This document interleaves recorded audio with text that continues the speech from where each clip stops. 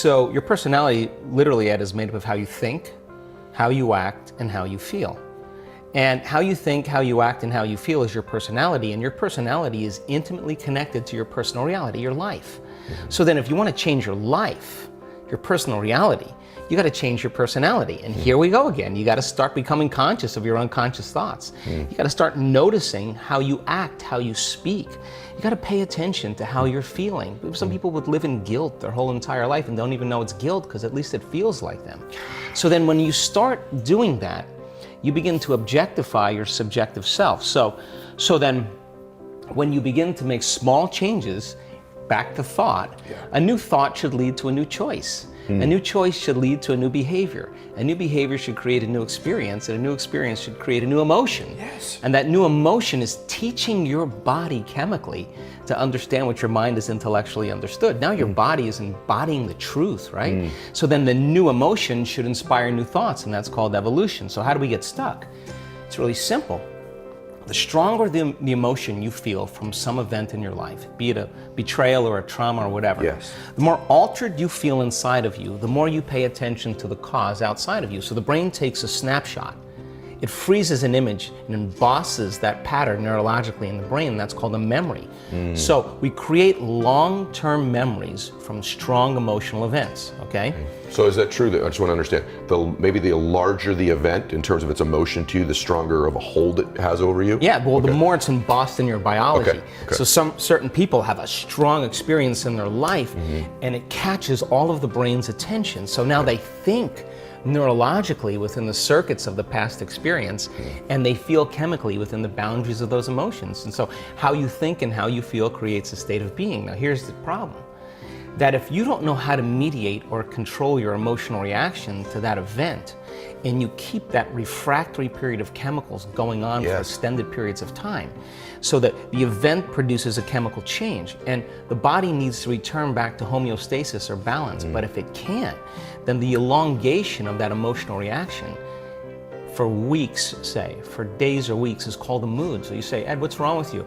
I'm in a mood. Why are you in a mood? Well, this thing happened to me 5 days ago, and I'm having one long emotional reaction. So then what you do is you keep telling the story about it, keep firing and wiring the same circuits, and you keep conditioning the body into the past. So then you wake up in the morning, you look for the emotion. So then now, all of a sudden, you keep it lingering for weeks or months. That's called the temperament. Well, why is he so angry? I don't know. Let's ask him. Why are you so angry? Well, this thing happened to me 8 months ago. I'm having one long emotional reaction. I'm memorizing my emotions. You keep it going on for years on end. That's called a personality trait. So then a person then is memorizing themselves by living in the past. And so then you say to them, well, tell me the story.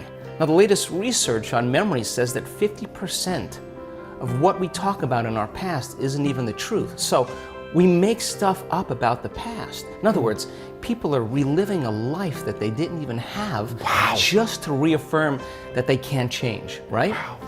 So then what's the significance of this? Where you place your attention is where you place your energy, period. So then the stronger the emotion that you have to some problem or condition or person in your life, the more you're paying attention to them. So they captured your attention. So you're giving your power away to that person, right? Because they're capturing your attention.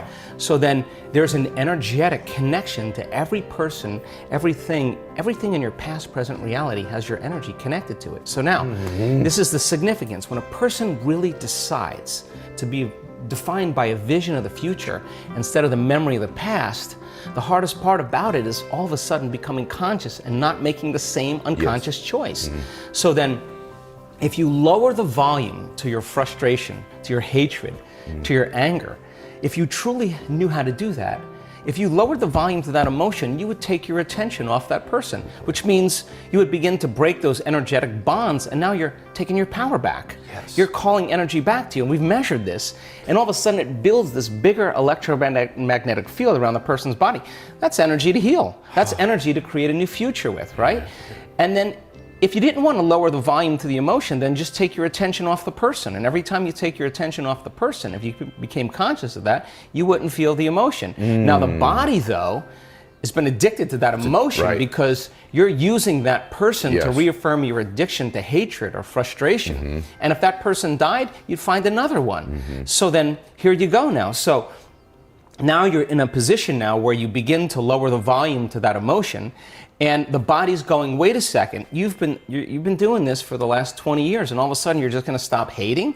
And the body says, well, I've been conditioned this way, and conditioning is based on the past. So when the body feels the lack of that emotion, just like a drug addict, it says, hey, you're off schedule here. So now the body starts influencing the mind to think about experiences that are embossed in the brain that are based on that emotion. So the emotion now is causing you to think in the past. If we teach a person then how to trade that frustration or that hatred for an elevated emotion, and they'll say, yeah, but you know, it was my ex's fault, or I got betrayed by my partner in business. Yeah, we know that. Okay, so let's take your partner in business or take your ex, let's duct tape him, put him in a cannon and shoot him to the moon. Now what are you gonna do? Sooner or later, you gotta reckon with yourself and change, right?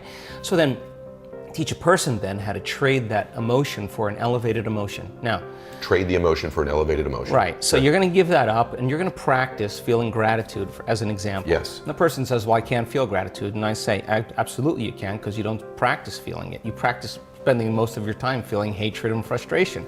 So now it's going to take a little time to cause that heart of you to bloom, or your heart of yours to bloom. Once they're able to feel even the smallest measure of gratitude, where they start feeling appreciation, thankfulness. Gratitude, it's emotional signature. When you get something, when you're receiving something, when something has happened to you, or when something is happening to you, you say thank you because you're receiving something. So the emotional signature of gratitude means the event has already happened, where it's happening to you.